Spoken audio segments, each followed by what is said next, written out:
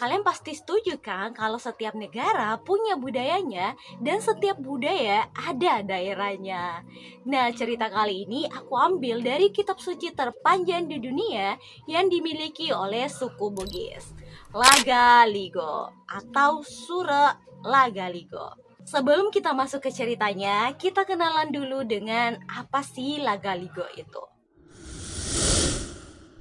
Lagaligo adalah epit mitologi kuno Bugis Sulawesi Selatan. Nah, Lagaligo ini merupakan salah satu karya sastra yang di dalamnya terdapat penciptaan dunia, asal-usul manusia, petualangan para dewa atau leluhur suku Bugis.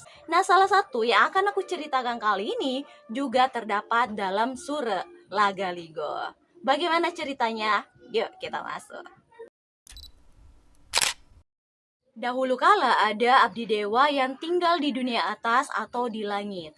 Beliau bernama Batara Guru. Karena beliau ini adalah seorang dewa, beliau menikmati hidupnya di langit tersebut, namun tidak ada tantangan yang membuatnya sedikit membosankan. Hingga suatu hari ketika Batara Guru baru pulang dari pertarungannya, dia diturunkan ke dunia tengah atau Alelino, yaitu bumi. Dia diturunkan di daerah Luwu di sebelah utara Teluk Bone. Ketika Batara Guru ini diturunkan ke bumi, kemampuannya sebagai abdi dewa pun dicabut dan dia hidup di bumi sebagai manusia biasa.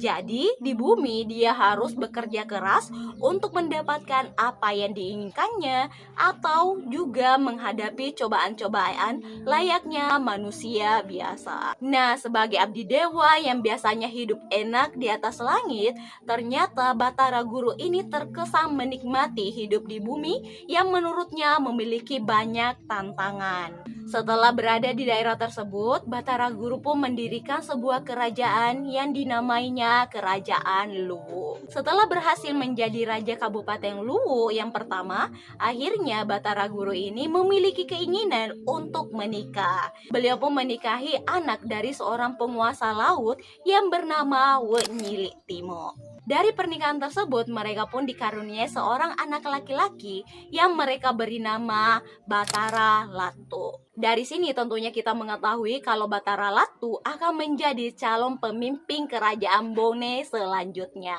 Singkat cerita, Batara Latu pun tumbuh dewasa dan berhasil menjadi pemimpin kerajaan Bone.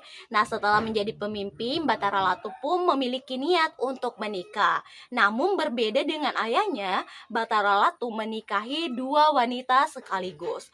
Satu istrinya berasal dari kalangan manusia dan satunya lagi berasal dari kalangan jin.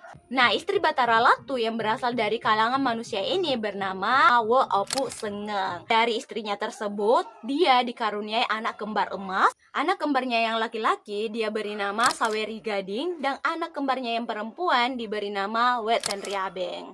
Tentunya setelah menjadi orang tua, Batara Latu dan istrinya pasti sangat bahagia. Namun kebahagiaan mereka tidak berlangsung lama ketika sang ayah atau Batara Guru mengatakan kepada Batara Latu sebuah ramalan yang mengguncang batin kedua orang tua tersebut.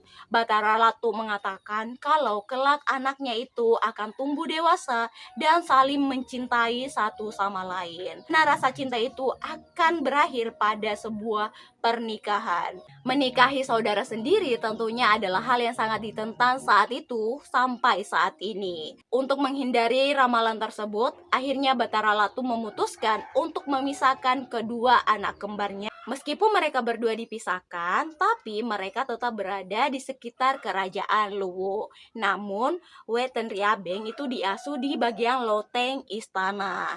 Namun bisa dipastikan kalau mereka tidak akan bisa bertemu satu sama lain. Seiring berjalannya waktu, Pangeran Saweri Gading pun tumbuh dewasa, begitu juga dengan kembarannya, Putri Weten Riabe. Pangeran Saweri Gading tumbuh menjadi lelaki yang sangat tampan dan rupawan, dan Putri Weten Riabe tumbuh menjadi wanita yang sangat cantik jelita. Namun, mereka sama sekali tidak tahu kalau sebenarnya mereka memiliki saudara. Hingga pada suatu hari, Batara Latu memberikan perintah kepada Pangeran Saweri Gading untuk berlayar ke negeri Ternate. Di sana dia diperintahkan untuk menghadiri pertemuan para pangeran yang tidak bisa dihadiri oleh Batara Latu. Akhirnya waktu itu pun tiba dan berangkatlah Pangeran Saweri Gading bersama dengan para pengawalnya. Tanpa sepengetahuan dari Pangeran Saweri Gading, sebenarnya kepergiannya tersebut adalah sebuah alibi agar dia pergi dari kerajaan. Karena sebenarnya bertepatan dengan hari tersebut, Putri Wetan Riabeng ingin dilantik menjadi bisu atau kaum pendeta yang tidak memiliki gender di kalangan suku Bugis. Nah, tentunya dalam pelantikan tersebut, kehadiran Pangeran Saweri Gading tidak diinginkan. Untungnya acara pelantikan Wetan Riabeng saat itu berlangsung dengan lancar, begitupun juga dengan pertemuan Pangeran Saweri Gading. Setelah melakukan tugasnya dengan baik, tibalah di mana Pangeran Saweri Gading ini akan kembali ke kerajaan Luwu. Dia bersama dengan para pengawalnya pun mulai berlayar kembali ke kerajaan Luwu. Namun dalam perjalanan kembalinya tersebut, tiba-tiba Pangeran Saweri Gading mendapatkan sebuah informasi yang membuatnya sangat-sangat kaget. Nah, yang namanya sebuah rahasia tentunya akan menemukan jalannya sendiri untuk muncul ke permukaan.